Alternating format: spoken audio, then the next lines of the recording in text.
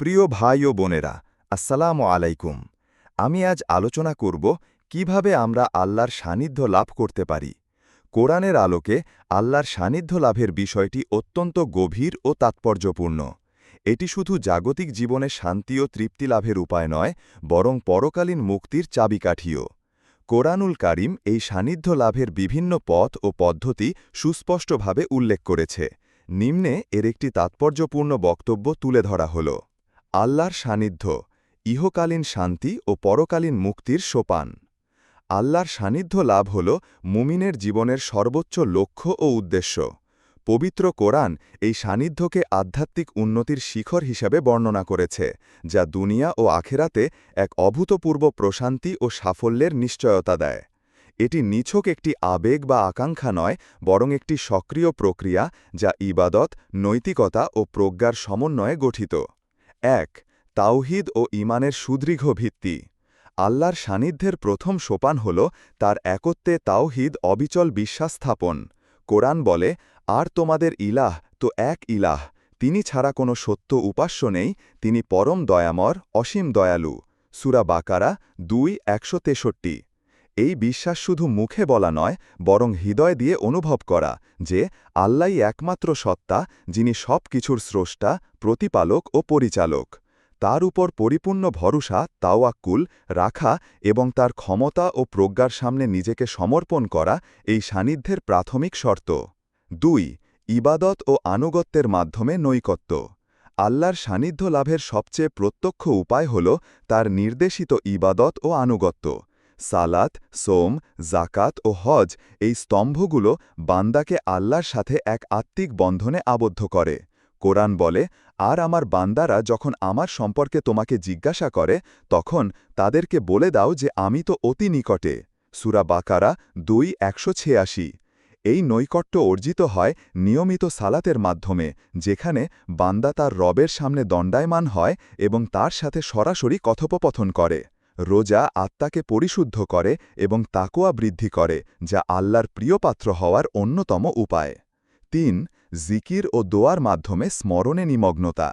আল্লাহর সান্নিধ্য লাভের জন্য সর্বদা তাকে স্মরণ করা জিকির অপরিহার্য। কোরআন নির্দেশ করে, সুতরাং তোমরা আমাকে স্মরণ করো, আমিও তোমাদেরকে স্মরণ করব। সূরা বাকারা ২:১৫।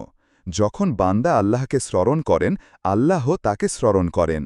এই স্মরণ শুধু মুখে তাসবিহ পড়া নয়, বরং প্রতিটি কাজে আল্লাহর উপস্থিতি অনুভব করা। দোয়ার মাধ্যমে বান্দা তার অভাব, অভিযোগ ও আশা আল্লাহর কাছে পেশ করে। এটি আল্লাহর সাথে বান্দার সম্পর্ককে আরও গভীর ও নিবিড় করে তোলে। ৪. তাকওয়া ও ইহসানের অনুশীলন।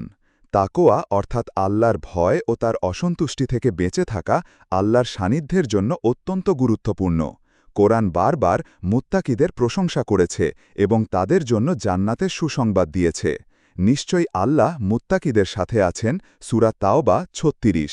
পাশাপাশি ইহসান অর্থাৎ উত্তমভাবে প্রতিটি কাজ করা এবং এমনভাবে ইবাদত করা যেন আল্লাহকে দেখা যাচ্ছে, যদিও আমরা তাকে দেখি না, কিন্তু তিনি তো আমাদেরকে দেখছেন, এটি বান্দাকে আরও নিকটে নিয়ে আসে। ৫.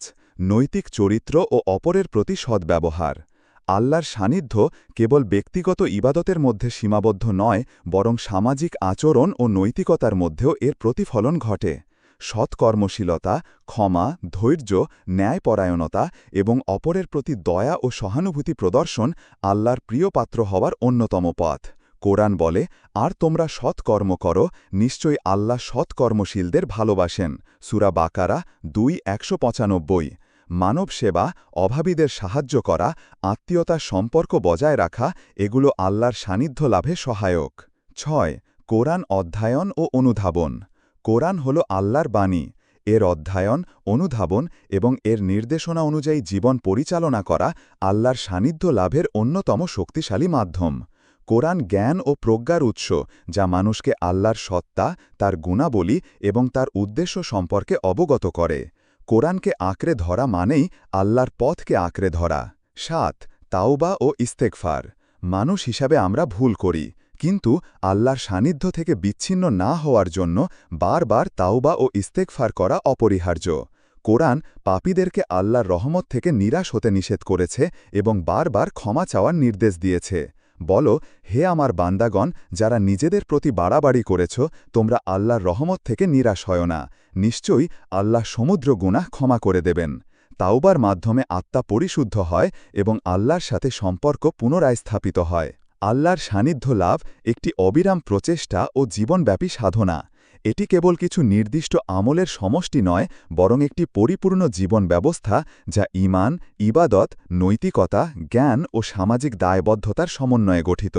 যে ব্যক্তি কোরআনের এই নির্দেশনাগুলো আন্তরিকতার সাথে অনুসরণ করে, সে দুনিয়াতে এক অতুলনীয় মানসিক শান্তি ও প্রশান্তি লাভ করে এবং পরকালে আল্লাহর অফুরন্ত নেয়ামত ও সন্তুষ্টির অধিকারী হয়। আল্লাহর সান্নিধ্যে পৌঁছানো মানেই চূড়ান্ত সফলতা ও অনন্ত জীবনের প্রাপ্তি।